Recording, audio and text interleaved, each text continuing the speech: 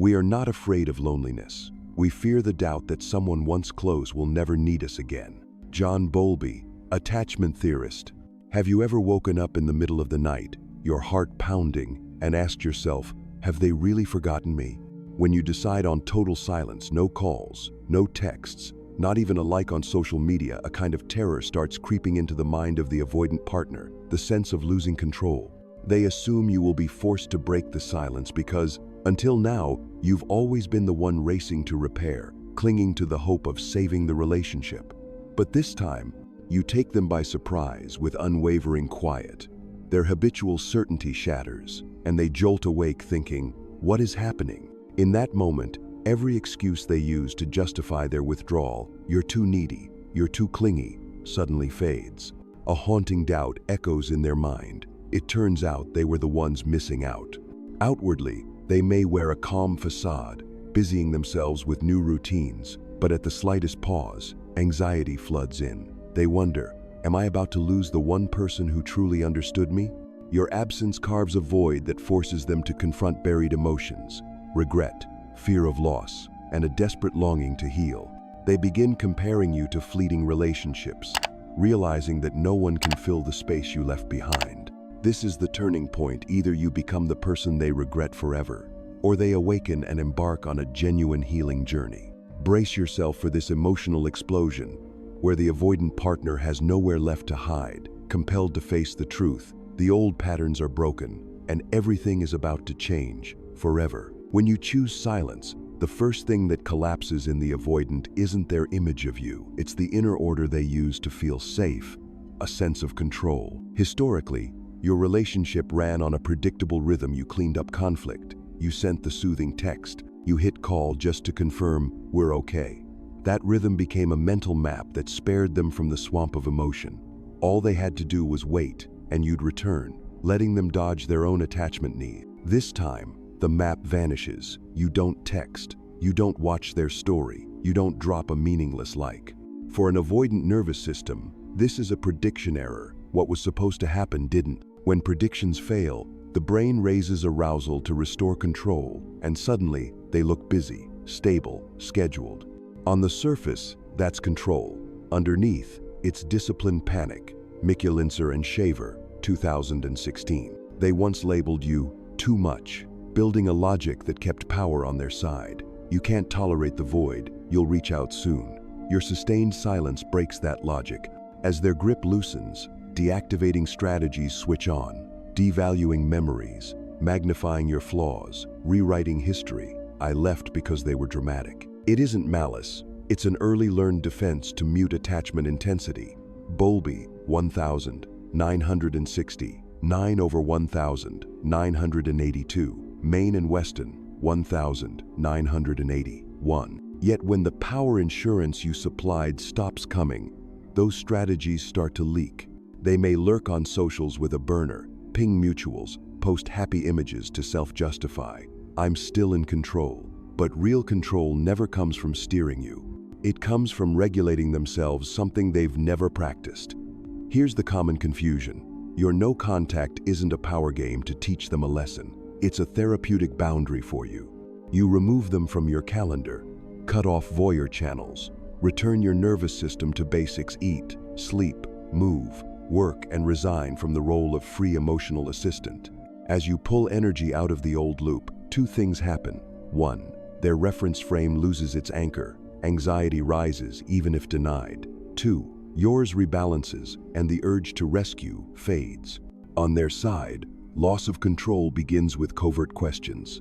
Why aren't they breaking the silence this time? What are they plotting? Are they seeing someone? Note, these are not necessarily signs of mature love. Often their attachment anxiety belatedly activated. On your side, there will be shaky-handed nights of just one text. Remember, every message isn't just words, it's power supply to their avoidant defenses. The more you extinguish their anxiety for them, the less they must learn self-regulation. If you want them to have any chance to grow, you must stop being the fire extinguisher. Scientifically, when familiar intermittent reinforcement disappears, expectancy behaviors initially spike, searching, probing, signaling, and then extinguish when unrewarded, Fraley and Shaver. Lansen, this is where they show two poles: deeper freeze, cool detachment, purposeful busyness, or covert control bids, nostalgic baits, using friends as messengers, curiosity traps online. Whichever appears, you owe no response. Your job is clean borders, no explanations, no open endings, no puzzle, solving of hints. If you share kids, assets, or work, move to minimal, neutral, info-only channels. This is a safety fence for your nervous system. Internally, expect the cycle, missing idealizing urge to text regret missing to repeat. It's the normal trajectory of detoxing from emotional rescue. Each surge, do 3 moves. 1. Body first. 4. 6. Breathing. A brisk 10-minute walk to drain adrenaline. 2. Reality next. Write 5 unarguable facts about the past relationship. 3. Values last 1 line. This isn't manipulation, this is treatment. Hold that line and a truth emerges. They never had as much power as you granted. You were handing it over each time you broke silence. Reclaiming power isn't beating them. It's restoring your emotional self-governance. If they suddenly reach out, don't treat it as proof that love won. Treat it as a system test. Your true control shows up in 3 words: pace, small c. Keep the pace slow. Don't reply instantly. Keep steps small. Answer only the concrete question. Don't reopen intimacy. And see over time, do they pursue therapy, own their part, establish safe communication? If not, you know what to do. Return to silence not as a weapon, but as a healing ecology where both of you can see clearly. Their loss of control isn't a tragedy. It's a rare window where the avoidant wall no longer protects, only isolates.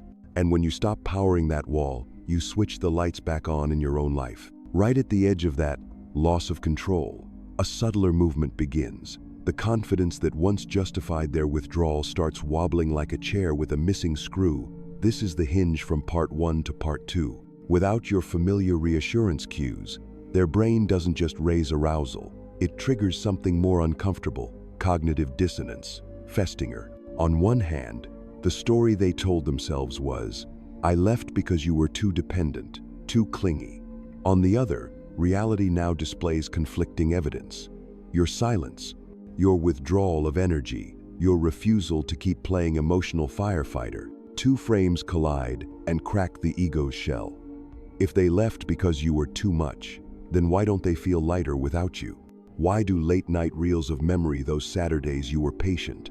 The times you said, "We can slow down," return with the persistence of unfinished tasks, the Zygarnik effect. This isn't naive romanticization. It's memory rebounding once deactivating strategies stop muting it. And within that rebound, an uninvited question arrives. What if I'm the one who was wrong? At first, to dodge it, the avoidant doubles down on self-justifying narratives, self-serving bias. You texted too often, needed too much reassurance, refused to respect space. But the more they speak, the more details won't fit. The time you stepped back so they could finish a project. The time you apologized when fault wasn't entirely yours. The time you suggested couples therapy with the gentle frame of one small step at a time. Those quiet, untheatrical moments, patience, steadiness, willingness to adjust become stubborn data points eroding the script. I left because they were clingy. At a nervous system level, when old rationalizations can't douse the dissonance, the system seeks to lower tension with truth, admitting they didn't just leave because you were too much, but because they lacked skills at closeness, distress, tolerance, self-soothing, asking for a time, out with a clear plan to repair. Yet admission carries responsibility. Responsibility awakens fear. If I own this, I'll be asked to change. So they sway between 2 banks. Vague acknowledgments, I wasn't perfect either, and a slide back to the old thesis, but basically you were still too much. This is the wobble phase, and here your firm boundaries remain the tracks. No debates, no retroactive lawyering, only present. Tense standards, clear, consistent, emotionally respectful communication. With no one to run cover, they must let, "Was I wrong?" settle long enough to birth a more adult question: what do I need to learn to be different? Picture them holding a cracked mirror, each fracture a former self story. I'm independent. I don't need anyone. People who need me are a burden. Light from reality. Your silence. rebalanced memories, inner discomfort, shines through, producing warped reflections that force a choice. Add more tape, justifications, or replace the mirror. Replacing it means adopting a more complex identity. I am strong, and I also need connection. I fear being engulfed, and I want closeness. This paradox is the doorway to secure attachment. From here, the transition unfolds on its own. Once, "I left because you were clingy," can no longer prop up their mind. Doubt moves from static to kinetic into impulses to fix, to ask, to try differently. But what drives them now? Fear of losing you, or a desire to become a responsible lover? That question steers us directly toward the next emotional contour. As anxiety rises beneath their calm facade, will they hide in busyness or face it and relearn presence? Before we go there, seal this section with a commitment to yourself. You don't have to win the who was right argument. You only have to be right with your standards. If they wish to step in, the door is already set. Transparency, consistency, and a concrete healing plan. Individual divided by couples therapy, timeout skills, scheduled check-ins. If they cling to the cracked mirror, know that your silence isn't punishment. It's the only ecology that preserves dignity and nervous system health for both. And while doubt is calling them to look back, you keep moving forward. No need to turn around, because what you're safeguarding now isn't a relationship at any cost, but the self who finally knows its own worth. From the moment doubt seeped into their decision to withdraw, as we saw in part 2, another current begins to swell beneath the "I'm fine" surface. Anxiety. It doesn't arrive with a bang, but with pinpricks. A quickened heartbeat at the sight of a shirt like the one you wore. A thumb that opens your chat window and then closes it. Eyes scanning for your name in a viewer list they pretend not to care about. This is the avoidant paradox. The harder they perform, calm, busier schedules, fuller calendars, more outings, the more their inner system vibrates like an over-tightened string. Their nervous system learned early that silence and retreat equals safety, but your silence is no longer a blanket. It's a mirror, enlarging the emptiness. So they construct disguises, 2-a-day workouts, extra projects, long drives with loud music, weekends stacked with friends. At a deeper level, sometimes bolder moves. Quick dating to declare they are over it, posting midnight laughter to reassure themselves that control is intact. Yet every distraction works like a bandage on an uncleaned wound. It looks closed while the tissue throbs underneath. Their anxiety isn't only fear of losing you. It's fear of meeting themselves without you as the filter. No one left to decode the avoidance. No one to warm the room after they hang up. Psychologically, this is where deactivating strategies run out of fuel. Devaluing you no longer relieves them. Retelling the "you were demanding" story can't drown out the fact that you were largely patient and consistent. Projecting blame doesn't erase the sting of your final gentle text, and then you're quiet. So they reach for stronger medicine, swapping the emotional landscape with new faces. But the more faces, the more comparisons, an unconscious hunt to retrieve the old normal, someone steady enough to stay even when they froze. When that replica doesn't appear, anxiety grows more candid. What if they truly left? This is the precise interchange. From doubting the decision, "Was I wrong?" to anxiety taking form. If they're gone, who am I? At this point, the avoidant mind conjures subtle control bids, asking mutuals for casual updates, posting a "more mature now" status as a curiosity trap, or sending a neutral ping. Do you still have that photo? Each one inviting you back into the role of emotional regulator. If you answer, their anxiety cools and the old pattern snaps back. If you don't, anxiety can complete its own cycle, from denial to awareness, from vague tension to naming the true need. I must learn to tolerate the void without wrecking things. The truth is, the busier they get, the more depleted they feel. The more they date, the heavier the sense of performing themselves for a stranger. When the noise ends, the night is still long and the phone still heavy. In those soundless gaps, a layer of false calm falls away. If courageous, they'll attempt what you used to do for them. Sit 10 minutes with slow breath. Write 3 things they appreciated about the relationship without disclaimers. Name a boundary they broke by vanishing. If honest, they'll see the deepest fear isn't losing you as possession, but losing the chance to become someone who loves with respect, the version they once wanted but couldn't reach. This is the bridge from part 2 to part 3. Once the calm cracks, Anxiety isn't the enemy, it's a signal to learn the core skill avoidance lack: presence. From here, the path splits. One route is escalating distractions to dodge feeling. The other is standing inside the feeling and letting it pass without harming anyone, especially you. The route they choose shapes the next act, either racing into comparisons to recreate the old comfort, or, for the first time, soberly admitting that no one can fill the space of personal responsibility. That is the doorway to the next chapter of the journey. Once the false calm cracks and anxiety is exposed, as we've just explored, the avoidant mind often chooses a familiar exit. Change the scenery in hopes the feelings will follow. They step into new dates or revive side connections that had been idling like emotional floaties, believing that with a new face, the story will reset. But the laws of the inner world don't bend so easily. The deeper they go, the more they're pulled into a comparison matrix they can't yet name. The point of comparison isn't to praise you. The initial goal is to locate a good enough replica of a familiar feeling. Someone who tolerates their silence, retreats when they go cold, and throws a bridge when they curl into their shell. Then, detail by detail, the unconscious measuring begins. The new person's smile lacks the warmth you carried when you tilted your head to listen. Their "let's finish this tomorrow" doesn't hold the implicit promise to return the way you used to weave it into every time out. Dinner with a stranger feels too loud because inside they miss the safe quiet you brought when you put the phone down and said, "I'm listening." Comparison needs no words. It's memory's homing device, the nervous system scanning for the reference points that once soothed it. When those points don't appear, absence swells, renaming itself from excited to empty. Early on, they might do mechanical math. The new person has A, B, C youth, lower needs, a go with the flow vibe. But by the third night, when the laughter fades, the subtractions emerge. Subtract your patience when they froze. Subtract your skill at keeping dialogue safe.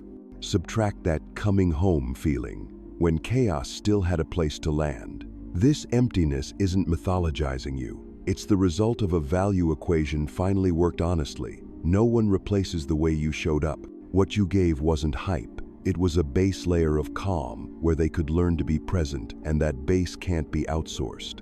When they can't find it, they up the dose. Denser schedules, bolder stories, brighter posts. Yet amplification only highlights the gap.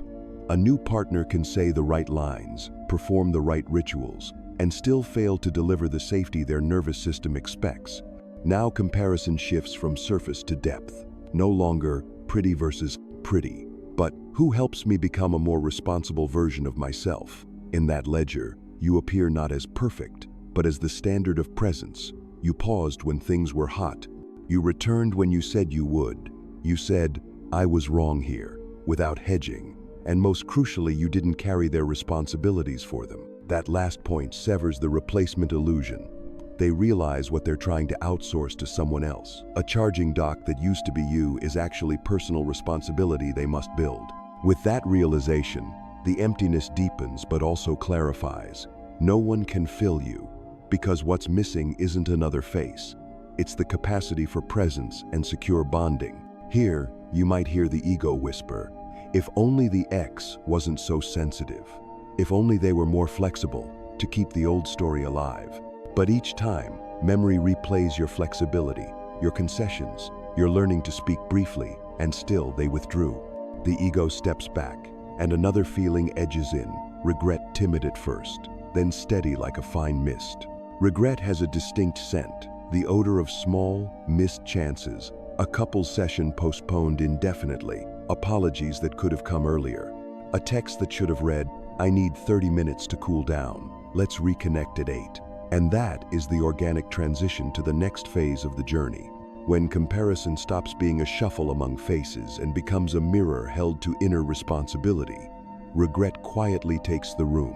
From here, the question is no longer, who is better, but am I willing to become the kind of person worthy of the presence I've been trying to replace? A question that leads them to the next threshold. Either drown in distraction to mute regret, or stand still and hear it as an invitation to change for real. And then when the arithmetic of comparison runs dry, when the glitter of hurried dates can no longer drown out the hush behind a closed door, a different scent begins to linger. The damp smell of time and chance is gone. Regret. It doesn't strike like lightning. It drizzles like a fine mist that seeps into your sleeves and refuses to leave. They catch it in the most ordinary moments.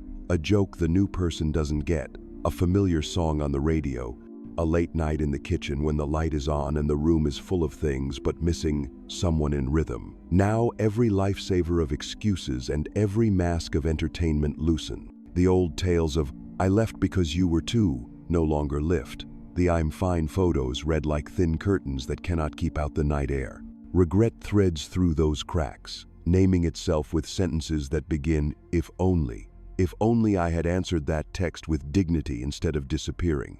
If only I had agreed to try one therapy session instead of insisting later. If only that night I'd said, 'I need 30 minutes to cool down. I'll be back at 8, instead of slamming the door." At first, they bargain with regret like a difficult employee. "I had reasons. I was busy. I feared being engulfed." But regret isn't out to punish. It only presents the invoice. The times you stood there and opened a path to dialogue. The times you kept your repair appointments. The times you owned your part without deflection. And each time, they chose the shell. For many avoidants, this is the ego's bend, either folding small, "I'm hopeless. No one fits me," self-attacking shame, or opening just enough to admit responsibility. "I didn't work with my fear," courage at last. In its healthy form, regret is an invitation to move through the grief of the relationship. Denial, anger, bargaining, sadness, and acceptance. Acceptance does not mean get back at all costs. It means accepting the truth that loving someone doesn't exempt you from learning the skills of love, distress tolerance, clear communication, timely repair. At this point, they may appear at your door with a half-step message, "How have you been?" A generic apology without a change plan, or a string of suggestive social pings. Remember, their regret is their journey. Your lesson is boundaries. If you open the door, open it with principles, not nostalgia.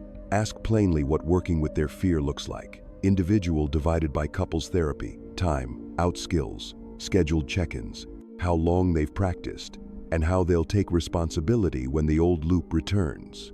If the answer is only promissory notes without due dates, honor yourself by closing gently. Love cannot salvage a system unwilling to self-salvage, and you have traveled too far to return to the old choreography. On their side, if regret runs deep enough, it will transform into repair ambition, no longer winning you back, but becoming someone who can come close without harming you, a subtle yet decisive shift.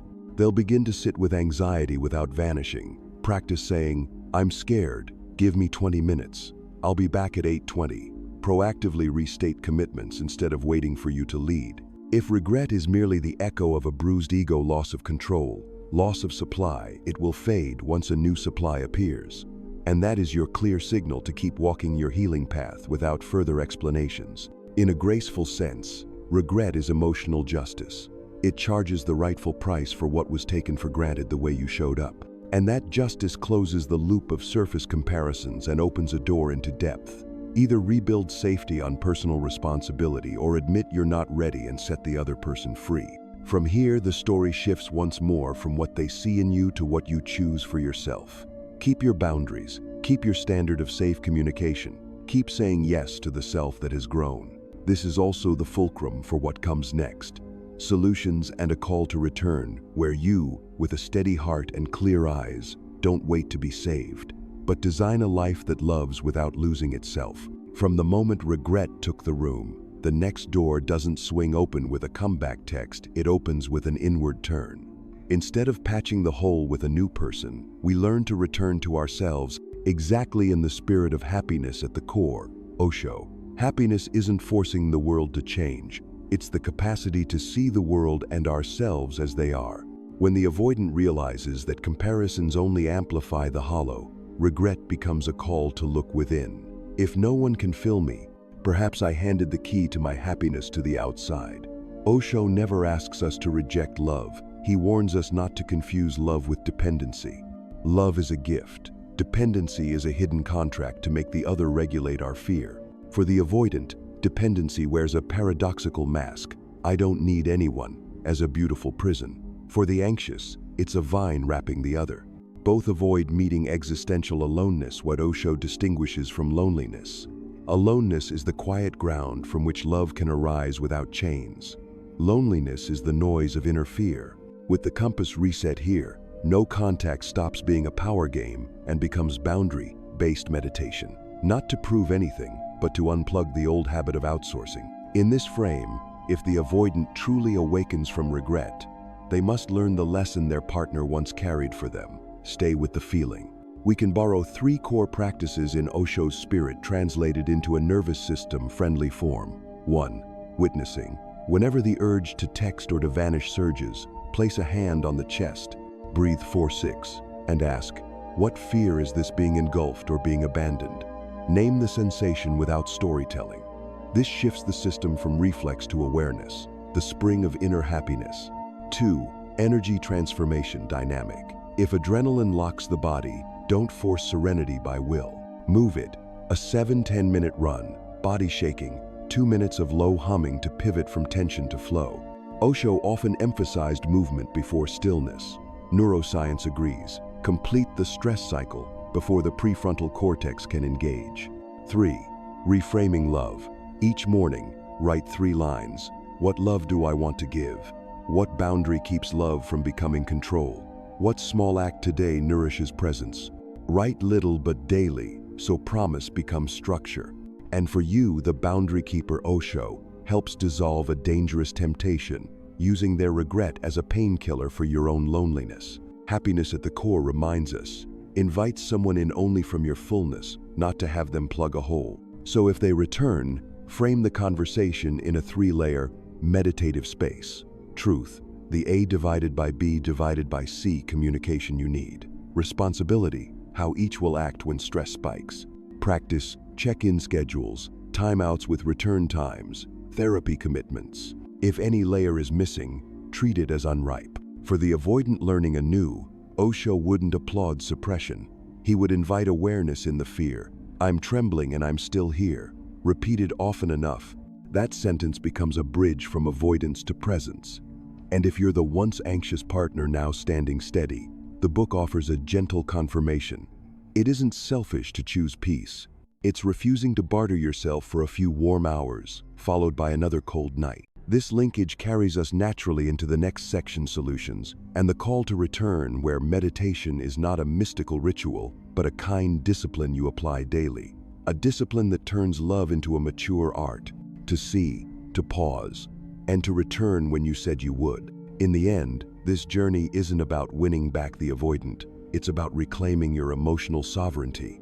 The moment you stop feeding the old loop, the picture sharpens. They lose control, doubt their decision, anxiety rises beneath the calm, comparisons fail, and regret seeps in. Yet the compass never changes. Boundaries are self-respecting love. Boundaries don't slam the door. They set it at a height where only those willing to learn and take responsibility can step through. If they return, don't call it destiny, treat it as a system test. Do they have a plan to work with their fear? Are they practicing consistently? Do they communicate clearly, keep timelines, and own mistakes without hedging?